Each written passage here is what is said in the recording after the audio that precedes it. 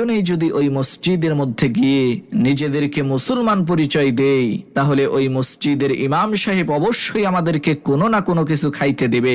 তখন খ্রিস্টান লোকটি বলল, ভাই আমি মিথ্যা কথা বলে নিজেকে মুসলমান দাবি করতে পারবো না। তখন হিন্দু লোকটি বলল, ঠিক আছে, তুমি না খাইয়া থাইকেনে আমি কিন্তু মিথ্যা কথা বলে এই খাবারটা খাবো, আমার খুবই ক্ষুধা লেগেছে। তারা যখন মসজিদের মধ্যে ঢুকলো, ইমাম সাহেব তাদের দুজনকেই সম্মান করে বসতে দিলেন এবং তাদের নাম জিজ্ঞেস করলেন। তখন সেই হিন্দু লোকটি নিজেকে মুসলমান পরিচয় দিয়ে বলল, আমার নাম আব্দুল মজিদ মিয়া।